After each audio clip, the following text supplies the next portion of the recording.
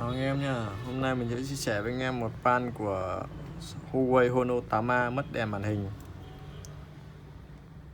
Bật nguồn vẫn lên rung bình thường, nhưng màn hình chỉ nhìn thấy hình mờ mờ bên dưới thôi. Em có nhìn thấy không nhỉ? Sạch thì anh em có nhìn thấy chữ hình Honor bên dưới không nhỉ? Có nhìn thấy nhỉ? Thử xem có nhìn thấy không nhá. Mắt thường mình nhìn thấy đấy. Mắt thường mình nhìn thấy là hỏng, có nhìn chữ Honor bên dưới đấy. Anh em có nhìn thấy không? Em nhìn thấy chữ Honor ra, nhìn kỹ sẽ nhìn thấy chữ Honor bên dưới không? Em nhìn thấy kỹ rồi nha. Đấy. Máy mất đèn màn hình, kỹ thuật trước đã làm rồi. Mình đã test thử màn khác ở lỗi này 100% trên main nhá. Đối với dòng Huawei này đời mới thì bây giờ mình phải tìm IC đèn nằm ở đâu. Thợ đã đục sẵn đây rồi, mình chỉ kiểm tra lại và đo đạc kỹ xem có thấy hay không. Mất đèn màn hình. Đây là cáp của sạc nha, không phải cáp màn hình đâu nha. Nhìn cái bên này, đây là đường cáp màn hình này, quanh đây không có IC đèn nào cả này. Thường thì IC đèn phải dựa vào kỹ năng phân tích IC đèn sẽ phải có một cuộn dây và một diode. Vậy cái này thì mình sẽ cách ly ở đây, diode đây.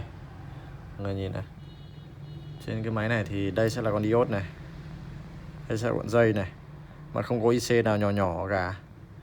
Thì mình nghĩ sẽ là IC đèn, một là IC này, hai IC này, hai con IC này. Mình sẽ nhìn kỹ đường mạch in đi vào đâu một trong hai con này.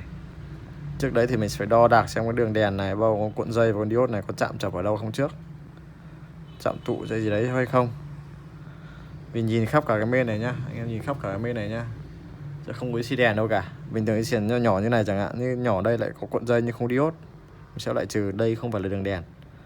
Con Honor 8A này thì mình không có sơ đồ, tìm tất cả trên cả sơ đồ Android, sơ đồ XZ các kiểu đều không có sơ đồ nhá. Cách ly mình biết khu vực nào tại sao. Thứ nhất đây là phần sóng này, anh nhìn để ý này, sóng mạch ra của sóng sẽ nằm ở đây này. Đấy, để ý, anh em sẽ để ý mạch ra sóng sẽ ở đây, anten này. Đây là wifi này, dấu wifi này, đường sóng wifi anten này. Đấy, đây sẽ nguồn này, ổ cứng này, CPU này. Đây là có thể đây là IC sạc này, đây là IC đèn hoặc sạc. Nguồn phụ là công suất sóng này, Avago chuyển mạch sóng này. Đấy, thì dựa vào đây mình sẽ phân tích đo quanh khu vực này xem thế nào. Thợ trước đã làm rồi nhưng không biết họ làm kiểu gì, liệu có bị nổ không. Thông thường thì mình nhìn kỹ cho đến khi mình xem con diode này có bị nổ hay không. Cái diode này không bận gì thì mình sẽ tiến hành kiểm tra cuộn dây, đo hai cái này, không được sẽ làm IC đèn. Thông thường là diode rất hay nổ nhá. Kiểm tra hai con này, nếu ok thì ta thay IC đèn. Kiểm tra tụ, nhìn đây mình vừa xem lên kính thì đây là tụ lọc của đường đèn này. Ta sẽ tiến hành đo xem có chạm không này, tụ lọc đường đèn đấy. Mình tiến hành đo thử nhá. Đo này đo ngược chiều kháng nhá. Đường đèn thông thường thì sẽ có một đầu là mát, một đầu không phải là mát. Đây là mát này anh em nhá. Bây giờ đổ con tụ này, đây là mát 100% rồi này. Đường này có chiều kháng hơi lên này, nghi cảm giác có thể này. Đây là mát này, chiều kháng hơi cao này, chiều kháng cao đúng không? Chưa chọc thẳng nhá, chọc thẳng thì khác nhá. Mình sẽ tiến hành cách ly để thay thế con diode này nếu cần. Diode này thì có thể lấy trong các mạch khác có hết.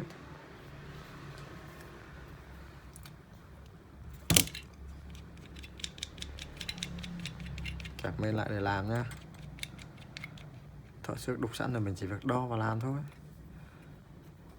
Đường đèn thì có những cái gì? 1, 2, 3, 4, 5 con này, 1 con, 2 con, 3 con, 4 con, 5 con này. Đường đèn đấy, bây giờ mình sẽ tiến hành cách ly từng con một. Thay từng con một, không phải cách ly mà thay thế. Thay thế thì ở đây mình sẽ dùng bên Samsung cũng được.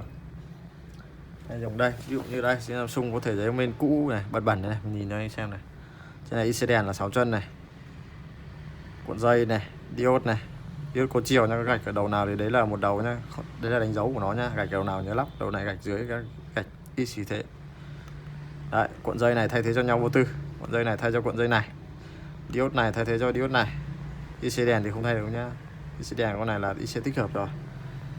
Nên mình sẽ tiến hành trước, mình sẽ nhấc từng thứ ra một để đo. Mình cảm thấy cái đường đèn này nó hơi có vấn đề này. Tụ ấy, có một trong mấy con tụ quanh đây hơi có vấn đề về đường đèn này. Đầu tiên mình sẽ nhấc nó ra để mình đo trước xem thế nào. Nếu nhấc ra mà nó lên được luôn thì ta chỉ việc thay tụ và lên thôi. Nhấc ra cách ly đo đạc xem có chạm hay không.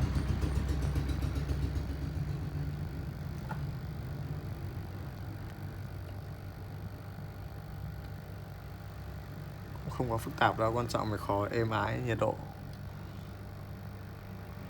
để tránh tình trạng và gắp khéo không chạm vào những con xung quanh nhá. Chạm vào linh kiện xung quanh là hơi mệt đấy. Mình nghi đường này có giò nên không lên được nguồn, không lên được đèn.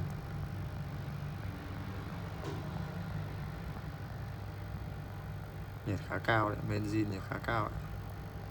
Một con đã ra. Các một thể đang chặn nhiệt nha.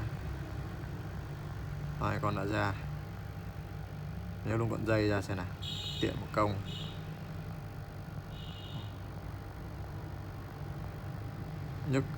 Nhấc cuộn dây sẽ đo hai đầu của diode nha. Diode sẽ có hai đầu, nếu một đầu thuận một đầu nghịch. Đầu thuận thì sẽ ra được thôi thế thôi đã. Mình đang nghi là chạm hai tụ này, phải thấy đường áp hơi cao. Nâng ra này, sẽ tiến hành đo cái main này.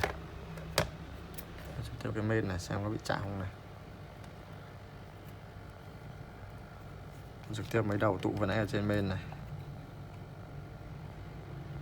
trở lên rất thấp này. Đó, kim chỉ nhích được một tí này. Kỹ là kim nó chỉ nhích được một tí thôi. Đầu là mát này, đầu là bình thường này. Đấy. Thì xem 4 đường tụ này, một đầu là mát rồi này. Một chân trở rất thấp này. Ok, thở trở thấp này.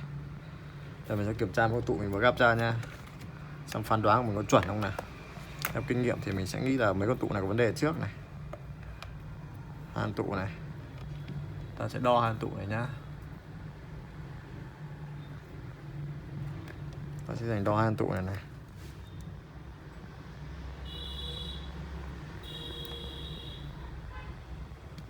Và gọn ra đây đo nhìn cho anh em nhìn rõ này. Hai tụ mình bỏ ra đây này. Đo hai đầu của nó nha, xem có thông không nha. Con này có vấn đề này. Hai đầu của nó kim lên có vấn đề này, anh em nhìn kỹ này. Đấy, đúng như chỉ số mình vừa đo lúc nãy này. Thì sẽ thấy này, con tụ này vấn đề nha. Xem con tụ này này, không vấn đề gì nha. Tụ đo hai đầu không được phép lên kim, nếu có lên chỉ nhích nhẹ nhẹ, không bao giờ có lên kim nhá, gần như không được lên kim đâu nhá. Con này có vấn đề này, mọi người này.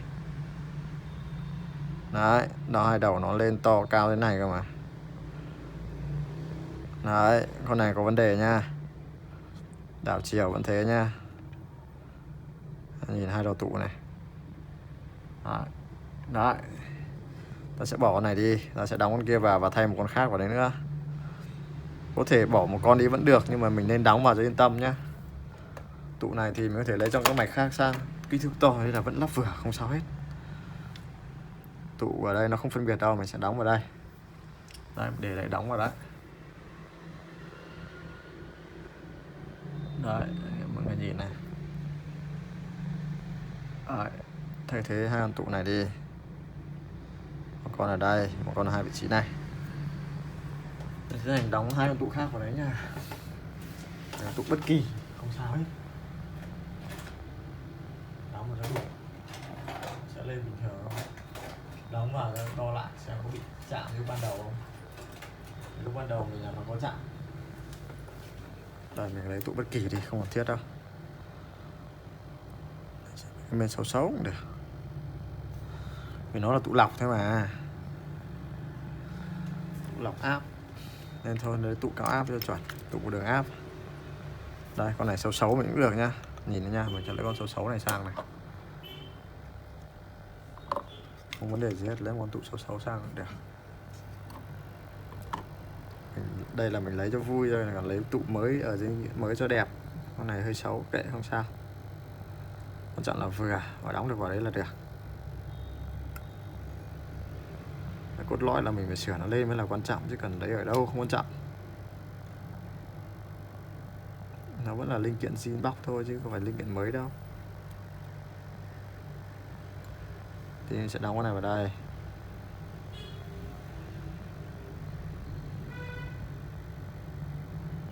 Mình sẽ đóng vào đây. Bây giờ mình lấy một linh kiện trước đã. Mình đo lại xem nó thế nào. Giờ lấy một linh kiện ở cái bên cạnh. Chạm một con tụ thôi, nhưng mà nói là một con tụ chạm nhiều lúc tìm nó khó hơn là ấy đấy. Đây mình sẽ cho con tụ vào đây nha. Đấy. Mình sẽ tiến hành lắp hai con tụ này vào đây nha. Đóng hai con tụ này vào nha. Đóng chuẩn vào là được, không vấn đề gì cả. Đóng vào đo lại như vừa nãy, đo lên trở kháng rất cao rồi đóng vào cho đo lại xem trở kháng cao hay thấp nha. Nếu một đầu có trở và đầu không có trở là ok đấy, vì vừa nãy mình nhấc than tụ ra thấy trở thay đổi.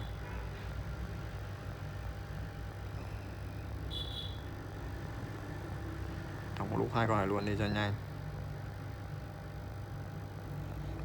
Ok, là đóng xong. Lấy thẳng không, sẽ lau đi sạch sẽ ngay. Thấy không? Mọi người thấy hai tụ chưa? Còn mình mới đóng này, đen đen này này. Còn bên dưới này, đen đen bẩn bẩn này này. Sao? Bé hơn một tí cũng chẳng sao đâu. Muốn chắc cú cứ đóng tụ to hơn vào đấy là càng tẹt. Bây giờ mình sẽ tiến hành nhấc ra để đo này. Đo xem nó thế nào nha. Trở kháng còn như ban đầu không? Hay trở kháng thấp hơn rồi.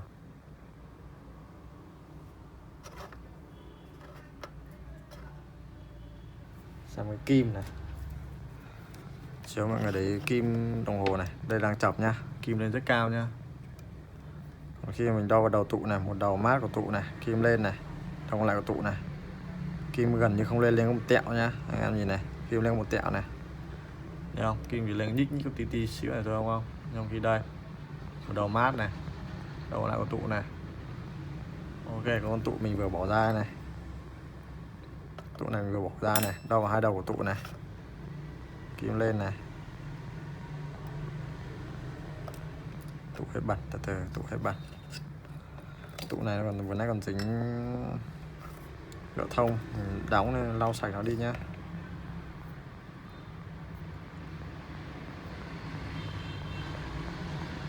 Đó, lau sạch nó đi cho dễ đo nhá. Hai que chọc vào nhau này, hai đầu tụ chuẩn bị này. Đấy, mọi người thấy không? Nó dò lên đúng như ban đầu mình cho mọi người xem lại video nha. Ban đầu ấy dò đúng như thế này. Và cơ bản thì đã xong. Bây giờ theo mình là sẽ lên nguồn đấy, ta vào test thôi. Này hơi nhìn rất, anh em nhìn thật kỹ sẽ nhìn thấy chữ hơn mờ bên dưới nhá. Mình nghiêng lên ánh đèn ra nha. Hy vọng là lên luôn. Chạm tụ, chạm áp của đường đèn, chạm áp, cao áp đường đèn, chạm tụ của đường đèn. Giờ mình đóng vào mình test thôi. Lên này không là biết ngay. Bật zoom một cái nó lên không biết ngay mà.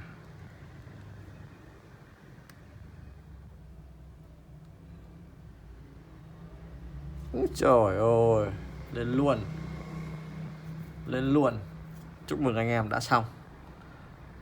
Đã lên. Anh em soi kỹ lúc đầu mình có video thì hơn mờ ở đây này. Hơn này này.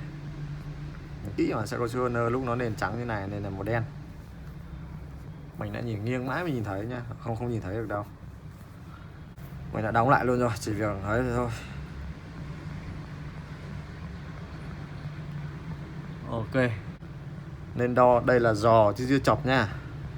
Chỉ là giò tụ thôi nha. Vậy này rất khó dò ra này. Còn chọc thẳng ấy, thông thường cái đường áp đấy kẹp phát ra sẽ tít đồng hồ luôn. Còn đây giò đấy rất khó tìm nhá. Nhưng mình cũng hay may thôi, vì mình đã nhìn ra máy mất đèn màn hình. Đây bây giờ mình sẽ đóng vào trả khách thôi. Ok. Chào anh em nha. Đây là Hono 8A nha. Hono 8A hàng không có sơ đồ đâu nha. Cho nên mình đây. Máy khách cũng là xấu thôi, khách bảo đang dùng sập, đang xem đá bóng sập. Ok, chào mọi người nha.